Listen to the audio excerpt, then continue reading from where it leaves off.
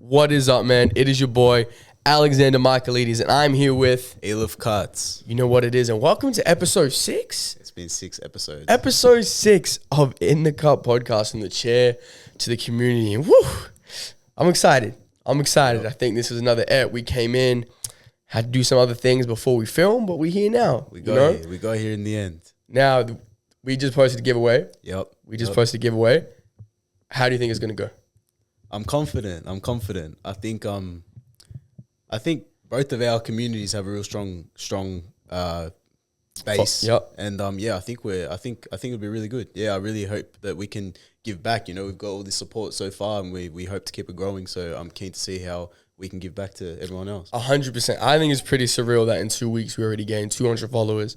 I think that sometimes social media gets inflated and people tend to overlook the little things. But when you think about 200 people in a room, that's a lot of people in a room. It's a lot of people, definitely. I think, you know, we can get so caught up in, this guy's got this amount of followers, this guy's got that amount of followers. But I think we just got to take a step back and be like, damn, bro, like, was it 2 weeks? 2 weeks? And 200 followers. It's insane. It's huge. If you put some people are scared to talk in front of 5, 10, 15, 20. You put 200 in front of you and then you're like, damn. Mm-hmm. So perspective once again. But, before we kind of jump into what today's episode is going to be about, I just want to say, what's been a highlight of the week for you, bro? I think we ended last week or a couple weeks ago doing that. I think it'd be good from this point forth to kind of just reflect, because obviously we film on Sunday nights. So just be like, what's a highlight for you for the week, Highlight bro? of the week. It was a good week. Had, good busy week of haircuts. It was flat out. A lot of cuts, speaking to new people, learned about all different sorts of things. But one highlight. One highlight. I mean, I'll tell you a funny story. Tell me. All right. So I went out with a couple of mates a few days ago, and I was on the way there, and it was a long journey, right? It was a long journey, and pretty much I needed to go, right? Like Where'd you need to go? to the bathroom, right? Say that. but there was no toilet. Like, it was middle of nowhere. So I'm like, damn, I gotta go. When you gotta go. So Valid. it was countryside sort of thing. So Yep. I pulled up on the side of the road. No cars in sight. And I've got out my car. I've kept it running because it was like too cold. And I've like run up to like a bush, and like behind a bush, and I went to the bathroom, but I kind of look up, and there's this like massive horse just standing right in front of me. What? And I'm like, oh, what's up? And like, he kept like slowly coming closer and closer. I'm like, oh, so I ran the other way, bro. Did you get stage fright? Oh, I did. I was halfway through before I looked up. So I couldn't, man. I just Did you do it? Did you I finish? did it, and then I went, and I was on my merry way. So And you're on your merry way. So shout out the horse.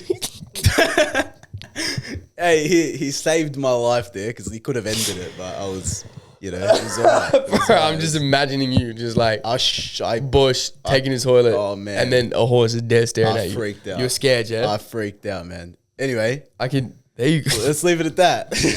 That's a great What about start you? to the What week. about you? What was the highlight for you, man? You had a highlight? Something funny, something good, something interesting? Nothing compared to your little horse. A highlight of the week for me, I would say, was to spend some quality time with my partner and another couple, and just, because the couple went out with also my business partner, and just to not talk about business, and just because I think sometimes that gets so lost in everything that we do. It's always, what school are we at? Every time we talk, it's about business and not just boys being boys, you feel me? So it was nice to just, have a nice little night, chill out, got some good meals, want a little bit of money, you know what I mean? Yeah, you see, you know how it is. But yeah, man, it was cool to just unwind and just see them as people and not anything other than that. So that was dope. And if you're listening at home or watching, I encourage you, whatever time or day, what's the highlight of your week been, right? Because again, that's something we tend to overlook. But one thing I wanted to talk about, and I guess will be the theme of today's episode, considering that we came to this like epiphany or light bulb moment at the end of last episode, If you watched it, you better have. And we said, although we're in such different industries, we kind of have a similar purpose to fill in terms of, what we like to do and sharing our story and motivating and inspiring and things like that. And hopefully you kind of got that gist by now of the podcast. But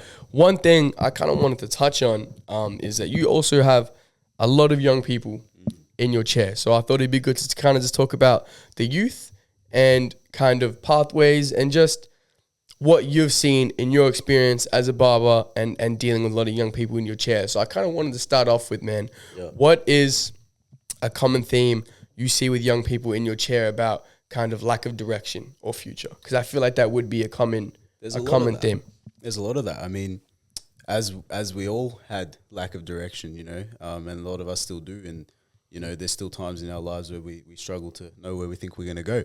But, there is a lot of that. I find that, young people, the end goal they want to achieve is whatever it might be. Usually it's money, right? Yeah. Usually it's money, but they kind of sort of don't know the steps to get there. And then, they kind of find themselves doing something a bit different, maybe something not as positive or something like that. There's a lot of misconception as well about which way to take their paths in the future. What about yourself, man? I mean, you're obviously working with a lot of young people. Mm-hmm. That's essentially, your job and your calling. So how does that work for you? And obviously, that's essentially the fundamental of your business is to give them direction. But, do you find that they lack a lot of that? Man, kids all the way from grade 3 up into year 12. Honestly, as it gets older, it gets a little bit harder. But the common answer is like, I don't know. What do you want to do? I don't know. Yeah. Why? I don't know. Like, what are you good at? I don't know. I feel like a lot of it is just a lot of I don't knows. Would you say that you kind of get the same thing in your chair? Definitely. I think, we'll touch on this a lot more in the episode, but I feel like the way I hear a lot of it is, what do you want to do, bro? Or, you got any ideas, any passions, any interests that you want to pursue in the future?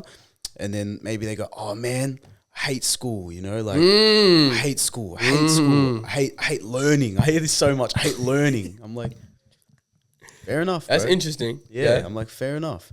And I guess, that's, probably the past few years have probably led them up to that point of hating learning. You got COVID and you got other stuff like that. COVID was tricky. Definitely. COVID was tricky. Definitely. And it put a lot of people back.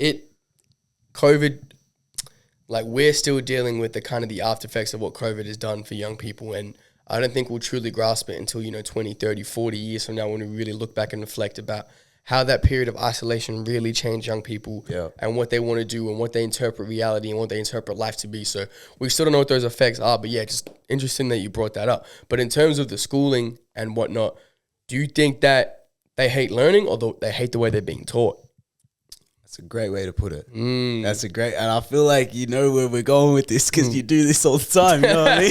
But like, yeah. you hit the nail on the head there. Thank you. And it's so true. I think I hear it all the time, they're dissatisfied with, their teachers and stuff like that. And I get it. I was the same. I was actually, I misbehaved quite a bit in high school. Really? Yeah. Were you a little turd? Yeah, a little I bit. couldn't see that, bro. Yeah. No lie. Yeah. Really? Until like year 12. Year 7 to year 11. What was the wildest thing you did? It was just a bunch of little stuff, man. Like I, ended up getting like suspended in like for what, bro? Whatever, year 11. Bro, honestly, like just a bunch of little things. But then I think year 12, I kind of just clocked. I'm like, I know where I want to get to, and I can't be a little gremlin. Yeah, exactly. Hold on, bro. Before we move on, I could not picture you being like a little turd. No way. Why? Why? How? I think a lot of it was probably just trying to like, and I think a lot of people who are in the same boat or were in the same boat can sort of, don't want to admit it maybe, but it's sort of the same. They just want to fit in. You know what I mean? They just want to be cool. Want to show out and try and make the other person laugh and stuff like that. And yeah, I think that was me. I was trying to sort of find my place, find my position. But yeah, I think, as I said, when it came to around that year 12 mark, I sort of locked in. But yeah, I think you're definitely right. They feel like they probably don't like the way they're being taught. But then, now to you, how can they, shift that mindset?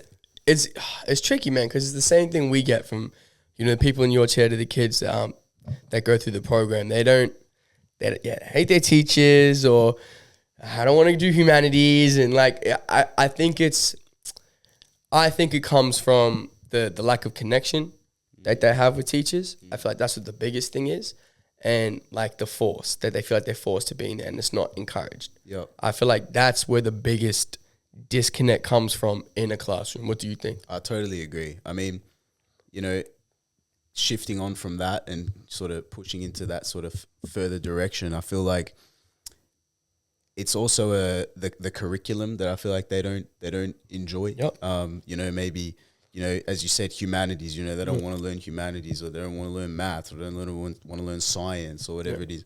And I get it, I had the subjects that I didn't enjoy either, but I think a lot of it is a discipline thing as well, to sort of get to a certain point. But then after that, definitely, I think, it should be a point where students should feel and have the ability to be able to branch out into their specific pathways and aspirations and stuff. And I like, schools do that now a lot. They do that. They've gotten better. They've gotten better, definitely. But I still think that there's a long, long way to go.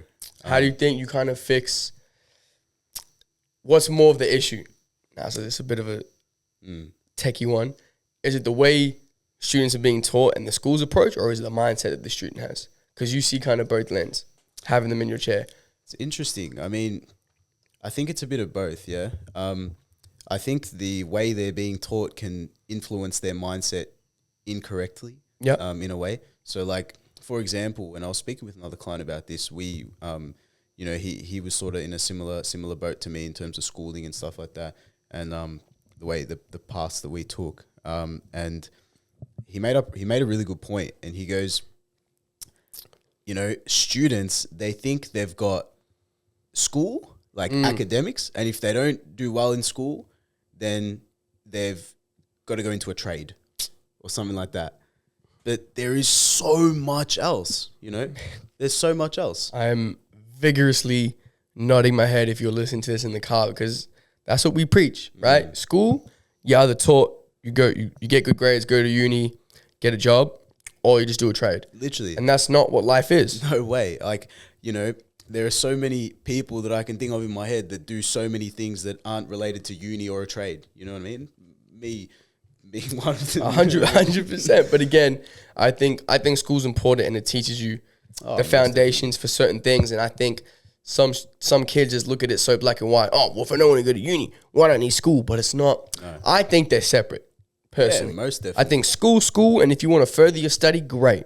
But the foundations and what school teaches you, I think, is important. So to kind of relay what you were saying before, how can schools fix this problem? What can they do to address the issue? And what do you think would have young people in your chair say, hey, like, nah, I don't mind learning. It's not so bad, rather than I freaking hate it? I think it's a good question. I mean, Thank you. I don't have the answers, but I feel like if schools could allow students a wider sort of diverse range of options to take, and also, as you said, to separate that define between uni and school, and I in school I studied to go to uni, right? But then now, having finished, having gone past all that, I realized that school was not to teach me how to be smart or how to know maths or science or English or whatever it was.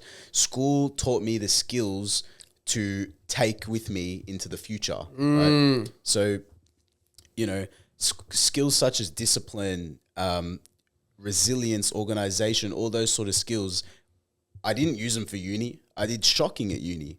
But I use those skills into things that mattered to me, such as my work and other relationships and stuff like that. Yep. I think you're cooking right there. I feel like once you step away and look at school and what it provides for more than just the A's and the grades, but rather the teachings from it as a whole, and how to take direction, how to coexist in the classroom, how do You know, like you said, be disciplined on time. These are things that you need in life. You know, you get to school early, you get to your job early. Definitely. You know, little things like that. So what do you think was the only one biggest takeaway that you took from school that wasn't, you know, the books and the academics? I think goals, having a goal and achieving it. Like for me, my goal was, you know, my ATAR, and that was to get me to uni. And we touched on this in, I think, episode 1, you know, where I, you know, aim to get that ATAR and then get into uni. Yeah. Yeah, I think goals, that whole sort of year 11 and 12 for me was solely focused on getting that result. And, you know, once I achieved it, I felt satisfied. I felt accomplished. And I feel like I take that with me into other aspects of life now, that things that I find valuable and I hold as a priority to me, such as my work. You know, if I want to, you know, aim to have, you know, this many haircuts, or aim to, you know, make, I don't know, let's say this amount of money, whatever it is. Interesting. So I think goals. How about yourself, bro? You know, you went to school as well, like all of us. I did. And, you Ooh, know, my biggest takeaway was, I think there was 2. I think it taught me how to be a leader. I was school captain. yeah, so School captain. I'm not surprised. Yeah, bro, but I ain't gonna hold you. I was probably the only one who went for it, you know? School was tiny. But I think school taught me you get out what you put in. Simple as that. And I've taken with me every phase of my life. Like, a lot of people think, like, because I got good grades, that I'm naturally book smart, bro. I'm not by any means. Like, I did like 30 practice exams for English and business. Like, I freaking grinded out what I wanted. Like, I grinded out to get the ATAR I wanted, and it wasn't like freaking mid-90s by any means. Like, it was okay, but I just learned at that age, like, damn, I'm really gonna have to put in to get things out in life. So that was a big teaching moment for me, and it was like, it kind of snapped me into reality, because I kind of cruised through high school, like year 7 to 10, like it was light work, and then year 11, 12 came around, like, damn, like, if I really want this ATAR, I got to put in a lot of work. But so it was more so that, rather than just like getting the ATAR, like you said, you know, so kind of similar to you. But I think that there's a lot that can be found in a young person's work ethic in school. I think work ethic is probably another really big one that school teaches you. Yeah, most definitely. I think, you know, going back to what you said about, you know, getting out what you put in. School's all about that. You know, you want to get a certain mark, you got to put the work in to do that. You know, you want to, you know, get praised in some sort of way, you got to put the work in to do that. And, you know, also another thing is all about balance, you know, because school is not just about, you know, writing and books and stuff like that. School's also about the relationships that you build. Yeah, man. The, you know, other sort of skills and qualities that you learn. All that. 100%. I feel like if you're a young person and you're like, my grades suck and this and that, and I want to drop out, don't. Like, studying is a skill, and it may not be for you right now, but just because that's not what you're great at, and school revolves so much around that, which it doesn't, still go through the motions and still try your best to finish, because you're still going to get so much out of it. You know, you can build your network from your school, you can build friends for life, you can build like relationships with teachers. Like, I'm still in touch with some teachers from like when I was in high school and primary school, you know what I mean? You can get so much out of it that just isn't the grades. Like, cool, man, your grades aren't great, you don't like, you know, studying, which is fine. Like, it's not for everyone, but don't completely like rebel and freaking hate it and be like, oh, I don't need this. Nah, because the teachings from it are so important in your life. It teaches you how to be a human being, you know? It teaches you how to function in a job. It teaches all those things. So separate, I think, the actual work and school, if that makes sense. So true. So true. I mean, as you said, you know, you got to, even if you're not going to go to uni, even if you're going to do that, I just want to reiterate that you're still there for a reason. You're still there to learn skills that you're going to take with you into the future, into whatever you want to do. So yeah, that's spot on. 100%. Do you think that in school and in growing up, your teachers were good mentors for you? To an extent. It's I think that's a tricky one, to be honest. There were definitely, you know, some that I was like, damn, like, he's cool or she's cool, you know, like they're who you want to look up to, you know. At the end of the day, teachers, they're teachers, you know. Teachers are someone who teach you, who you look up to for advice, guidance, learning, everything. So some yes, but then I think there's probably some that are just there to get a paycheck. It's a job. Exactly. Right? It's a job. It's not everyone. And I think that's why also kids need to separate the person from the teacher. They're two different things, right? Like we talk on this a lot, like being in the service industry, the person in the service is very different. Yeah. You know, like, so I think that young people, man, I don't know why, but they tell me, like, I hate my teacher. Like, I'm like, we're such a pack. But it's like, man, they probably don't like their job either, you know? Like, you can't have that animosity against a person when they're just doing a job. So true. You feel me? And I think some young people want a lot more out of teachers than is fair. Yep. I feel as though, because they may not have other mentors in their life, so they're looking for this teacher to be that. But at the end of the day, the teacher's coming in to teach the curriculum. Not all of them can, you know, be a mentor, which is why I think it's important that young people are able to, you know, have mentors in different ways. But again, that comes from being true to themselves and putting themselves in that position. So for you, man, like, listening to a lot of young people in your chair and them touch on hating school and hating life and whatnot, how have you kind of found being a mentor to them and being kind of maybe that voice of reason, or being like, hey, you know what, maybe you don't like school, but have you thought about this? Have you thought about that? And not just, you know, adding to the issue. Yeah, definitely. I like to, you know, hear the different perspectives of everyone. I mean, there are some that are really, you know, locked in with the school side of things, and they want to, you know, get good marks and get good grades and get, you know, go to uni, whatever it might be. And then there are others, who don't like it. But I think they need to realize that, as we've said, there is a divide between school and uni, and school teaches you really important things. But also, don't be so quick to jump to, I need to do a trade or something like that. Because don't get me wrong, trade's awesome. There's a lot of success in trade. But it's not for everyone, you know. It's just like how barbering's not for everyone, how, you know, the calm is not for everyone. You know, it's all relative. So I think taking that step back to be able to realize that you're at school for a reason, and it's gonna help you in one way or another, whether you like it or not. You know, like, you can drop out in, you know, year 10, 11, 12, and, you know, it's not to say that you won't have a successful future. That's definitely not the idea. But, you know, you will forego those, you know, positive relationships that you can build in school, and also, you know, other significant qualities that you'll be able to learn in those older years of life, where it's important to be around, you know, like-minded people your age and stuff like that.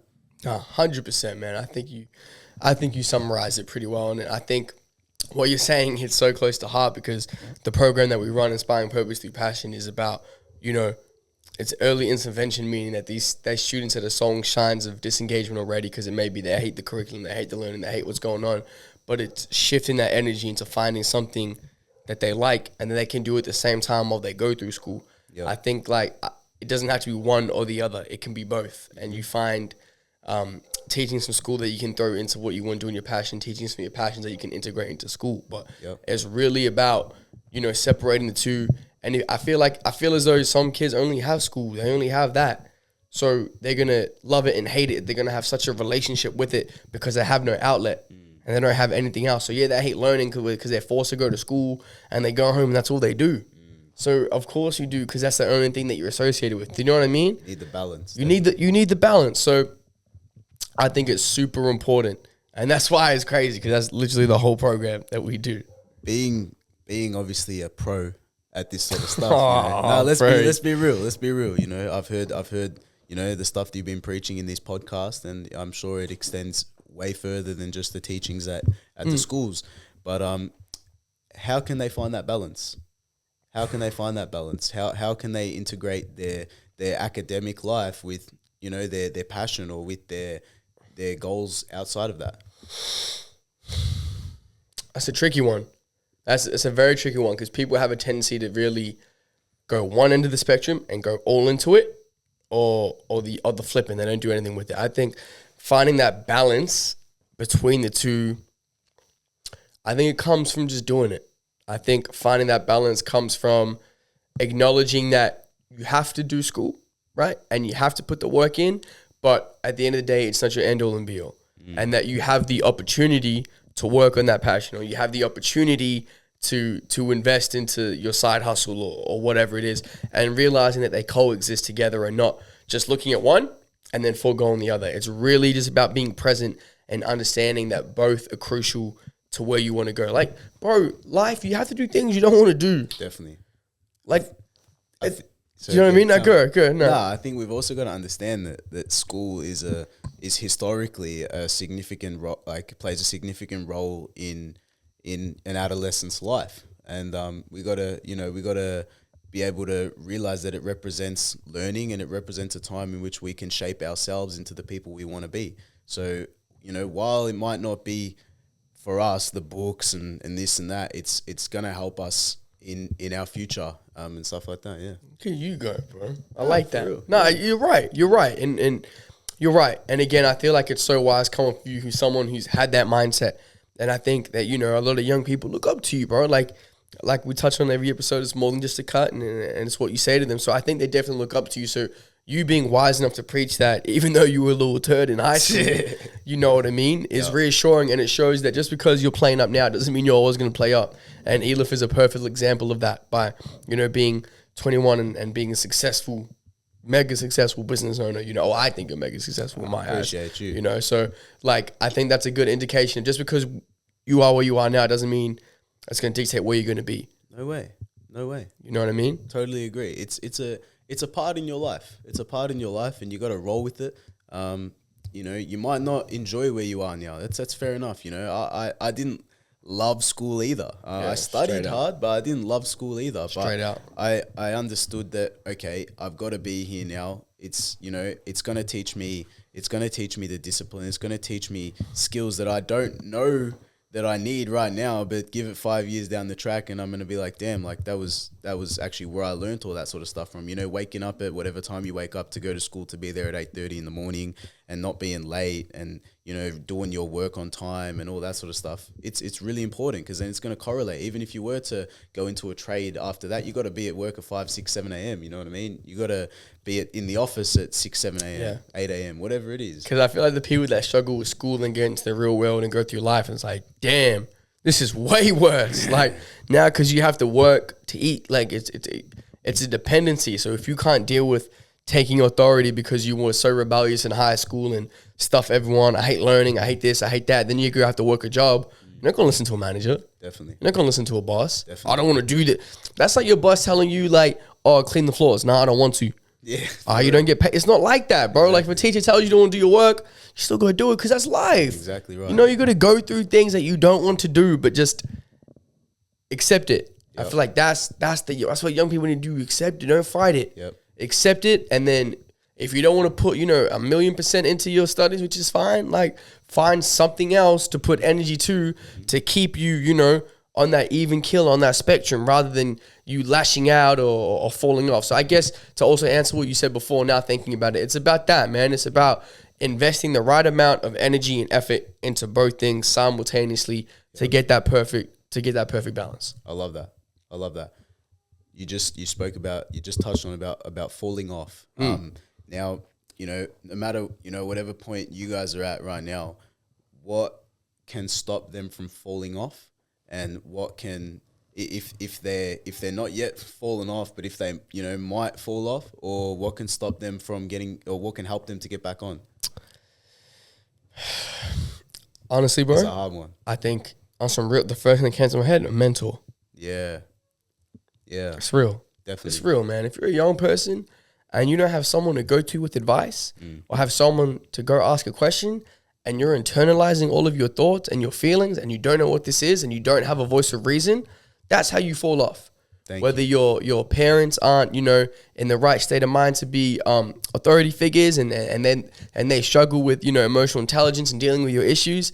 If you don't have someone, a sibling, whoever it may be, to just kind of, hey, it's gonna be all good, it's okay, we'll get through it, and just that, man, it's so hard. Definitely, it's so hard. Definitely, show me your friends, and I'll show you your future. Oh, that's a bar. Yeah, definitely. That's a bar, and it doesn't have to be friends. It can be friends. Friends are really important. If you're not, hanging around with those who are, gonna keep you on that right track and gonna tell you when you might start to fall off to get back on. If you don't have people like that, or if you don't have, guys older than you to be able to keep you in check, then it will be really hard. It is. The beauty of it is, I think, in today's society, we have so many, important and influential people that we can look to. Especially, we got AJ here. Seriously, I want to touch on this. You're able to influence a huge population of people, with all the schools that you go to. So I really feel, proud of you, and I feel like that those students should also feel really honored to be able to have that influential and positive figure to be able to help them in their lives. And also, but not just that, we've got, lots of really great people around the world and social media, athletes, anything like that. So I think, if you can find someone who's sharing a good message, someone that you may not even be able to speak to, but someone that you can hear them talking about, positivity and goals and the future, then I think that's that's really good, something that you can also look up to.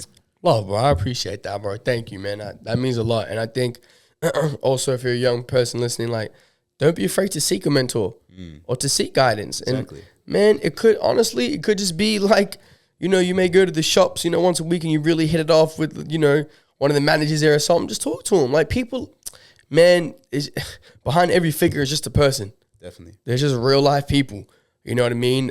Don't be afraid to seek guidance or to send a message or, live fearlessly in seeking guidance, because that's going to help you so much in your life, man. I'll share a story actually real quick. And I love that the podcast is working, it's doing its thing.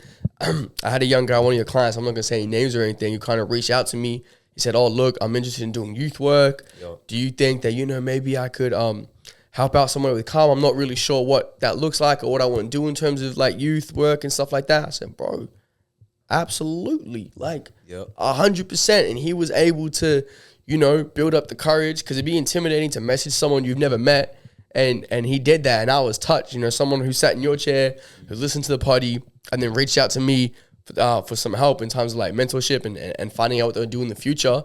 Man, he is going to put himself in such a great position for the rest of his life just by doing that. Definitely. Regardless of what comes out of the mentorship or anything like that. Just that he was able to be like, you know what, stuff it. I'm going to send this message. I'm going to put myself out there. Oh, who knows if he doesn't respond? And now look at who knows what's going to come out of this for him. Definitely. You know what I mean? Definitely. So I think that's a perfect example of not being afraid, bro. Yeah. Whether it's a coach, a friend, whether it's your best friend's older brother who you get along with really well. Like, I don't feel like it needs to be a certain celebrity or anything like that. They just need to be a celebrity to you. Definitely. They're going to be a rock star to you, and that might just be a normal person, but we all are. You feel me? I love that. I think, that client that you're talking about, I think he doesn't realize just yet how important that step has put him in the right direction in his future. The courage that it takes to do something like that is tremendous. It's remarkable. So, it goes to show to everyone else that it's really not that hard. You know what I mean? Bro. It's not that hard, but it can seem hard, but it's really not that hard. Once you take that step into that right direction, into the direction that helps you, benefit your life, then you're killing it. So, hats off to him, and I can't wait to see how it goes. For sure, man. For sure. And again, this is props to the community that we're trying to build here within the cut. But like, if you don't know someone in that field that you're interested in, or man, whoever, bro, message me and I'll find someone to help you. Like, that's what we want to do, and that's what I really want to. So I really, really want to build, man. That peer-to-peer mentorship, and I'm gonna keep talking about it as much as I can, and I'm gonna keep working at it, because this is real life manifestation, and I can't wait. We're time on episode 60 to look back at episode 6 and bring to life what I spoke about with you here today on the potty. You feel me? So definitely. I think, that's just like my little rant, because that's something I really, really want to do. And every day it just becomes clearer and clearer and clearer that there is such a need for it. And you touched on this kind of before the ep, like, young people need someone who's relatable. I think that's the major disconnect in school, because, you're a 14, 15, 16-year-old fresh little kid, whatever, and the people teaching you, who you look up to as role models, because there's no other choice, because you see them 8 hours a day, 5 days a week. So you have to look at them as that, and as a parental figure, because that's how they come across, and that's how society and that's how school depicts them, even though they're really not. So because there's such an age difference and such a cultural difference and a community difference, you don't like what they're telling you. You feel me? It's not so much the message, it's more that the way that they are that you can't connect to. So the moment you can't connect with someone is the moment that you start to shift and you start to fall off. And just, I hate learning. I hate this. I hate that. You feel me? Like I've seen kids who don't like school or whatever, but they get along with that one teacher. Sir, I'm going to come to school for you. You feel me? Like, because they have that little connection because that teacher has spent an extra 5-10 minutes out of their day to connect with this young person, whether it's have a joke, have a laugh, talk about the World Cup or talk about sport or something like that. And then straight away, the young person clicks and no, so I'm going to do it for you. Definitely. You feel me? I totally agree. Like there's, there was so many times that I can recall from high school where, there was either, me or other students acting a bit out of line. But then when there was that one teacher that would be able to speak to them and say like, watch yourself, pull your head in. And they'll be like, oh, true. Like, sir, fair enough, sir. Like, oh, I won't do it anymore. And you know what? They actually don't do it anymore. It's real. So it's hard because, how you said there's, 14, 15-year-olds out there and they're being taught by, 60, 70-year-olds. It's hard. How do you connect to that? It's very hard. So I feel like, a voice like AJ, who's young and who has the ability to go out to schools and preach his voice, builds that rapport and closes that barrier between the students and the teachers. So yeah, I think it doesn't just have to be AJ. It can be anyone out there, as you said before, it doesn't have to be, a celebrity. There could be anyone that, if you see someone out there, in your life that seems to be, got their head screwed on and seems to be doing well with what they're doing, have a chat with them, say, straight out. Just have a chat with them and you'll be able to get some guidance from that as well. Any conversation is 50-50 anyway. So you'll definitely be able to get some knowledge and some wisdom and even just a bit of closure and clarity with that conversation. Man, 1,000,000%. I think every conversation in life is worth having. But then also on the flip end of what you said, if you're an older person with kind of, your things together and you're doing well and everything's okay, don't be afraid to spark up a conversation with the young person. Definitely. Don't be afraid to say, hey, man, good job or whatever it is. And if you see a little troublesome kid in the neighborhood causing a muck, ask why, right? Because usually the kids that are like that is like that for a reason. Yep. So when we come in and talk to kids like that, we already know the backstory behind that. We know you weren't doing this just because. It's for a reason. So once you're able just to accept that and we're not there to scold them or yell at them or we're different, bro. We just see them for as it is as a person. I'll never forget, we was in a class and we were doing like a high school one and little dude pulled out their phone and stuff. And I'm like, yeah, man, it's all good. You can be on. Like, I'm not going to yell at you. I'm not your teacher, Of we try and break down that typical hierarchical nature of a classroom. So then they put it away or they're on it. It's like up to you, man. You get out what you put in. Definitely. You feel me? So just being able to connect with them and level with them, they're like, oh, okay. And then whatever. And then they sent their message, whatever, and put their phone away. Yep. You feel me? Yep. Like, teachers, I think, are so quick to just like yell at kids and scream at them. It's like, bro, they're people too. Yep. So it works both ways. I think people don't realize how much of an influence the older people can have on younger people. And not too much older, but, just a little bit older. Like, for example, there'll be times where, someone will, a younger student will say something to me in the chair while they're getting a cut. And I'm like, nah, bro, like that's cringe. You know what I mean? Like that's not cool. You know what I mean? Yeah. And it changes their perspective because they're like, yeah, nah, it's not cool. You know what I mean? And bro, I'm like, yeah, 100%. I think young people as well, and the way society is, like, there's a big, not need. What's the right word I'm looking for? There's a big kind of acceptance to conform. Yeah. Especially growing up, bro. You just trying to be cool. You trying to be like whether it's your older brother's friends or you trying to be like the year 12s when you're in year 9. Like, you're just always trying to conform and fit in. So if you have a voice of reason, you feel me? Or whoever it may be to come in and just be like, nah, actually, bro, tagging trains is not lit. Nah, like, exactly right. Like, what are you doing? That's Exactly. stupid. And it's also another point to make. If you see something that's not cool, point it out, Straight out.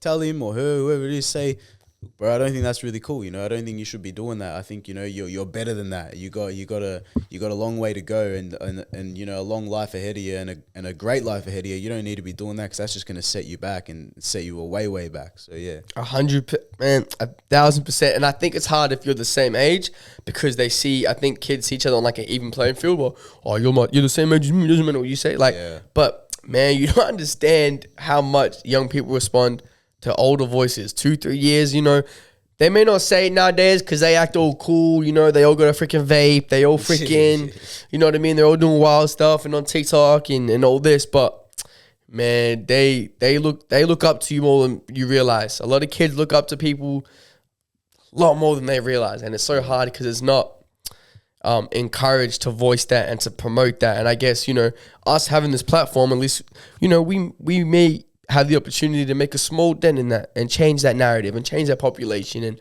whether one person sees something different because of this, bro, that's the mission. Definitely. That's the mission. And, you know, it's a ripple effect. You know, if we're able to tell one person, then hopefully that one person can tell another person, another person, another person. So that's what we're here for. We're not here to, as you said before, to scold and say, you got to do this, you got to do that. You know, we're here to just tell everyone that, you know what, guys, like, your future is very, very valuable. And it's really important to get on track while you can, because it's only going to take you a longer time to get to where you want to be in the future. You know, I want to make all this money, I want to do this, I want to do that. How are you going to do it, bro? You know what I mean? Like, lock in, you know. It doesn't have to be, you know, getting 99% on every test at school, but, you know, put the effort into that, because that's gonna correlate to all other aspects of life as well. So, yeah. No, you just did, bro. Tell me. Just cooked, my brother. You just cooked. And that's what it is, man. Yeah, to kind of summarize, make sure you're putting your energy into everything. Be fearless and having conversations and putting yourself out there. And on the flip side, if you're an older person, man, don't be afraid to share that wisdom, share that guidance. Don't be afraid to step into a mentor role. There's no rules, there's no right or wrong. But, you know, just having one conversation can change so much, whether it's in a chair, whether it's on the street, whatever it is. But, yeah, don't be afraid to step into that role, even if you think you may not be ready, or there's no rules, bro. You feel me? I love that. To wrap up this episode, AJ, I want you to give me one piece of advice that you can give to these, you know, young people, older people, whatever it is. Just how can they be either a good mentor for someone, or how can they take that mentorship from others? I think to be a good mentor to someone, be willing to be vulnerable and be willing to be open and share your story, as significant or insignificant as you may think. You don't understand the power of words and the power of lived experience. And I think to be a good mentee, be willing to be open. And just because someone may look a little bit different or come from a different background or talk a little bit funny or whatever it may be open to listen, because what they may be saying could be life-changing. You don't know it. Man, you're always one conversation away from having your life changed. One conversation every single time you have a convo. Definitely. Someone could say one thing that just changes everything for you, right? But you would have never heard that if you were closed-minded and too busy worrying about other things. Definitely. You feel me? But what about you, bro? What's one piece of advice that you want to leave us on today? Mentee, mentor, youth, anything, school, whatever you want to say. Well, to kind of add on what you were saying before, you know, we're all the same. We're really all the same, you know. We come from, you know, all different walks of life, and we've got different upbringings and different goals and whatever it might be, but we're all the same, you know. We started just this little thing, you know, so we're not different from anyone else. So while we ended up maybe on different paths, I think it's important to recognize that we still have that same goal in mind, and that we're born to be great, and we're born to, you know, have the ability to influence others and to have a positive future. So I think we should just realize that whatever we're doing in life, it's important to know that we have a goal in mind, and to smash it, whatever it is, just to put 100% of that work in. 100% of the work in, smash the goal. I love it, bro. I love it. I'm really happy that we kind of dedicated this episode to younger people out there, and you know, I hope that a young person listens to this, because I feel like it's gonna be really valuable. So don't be afraid to, you know, tell your homies, tune in the cut. Yo. Episode 6, you know what it is, baby. Let's go. Let's go.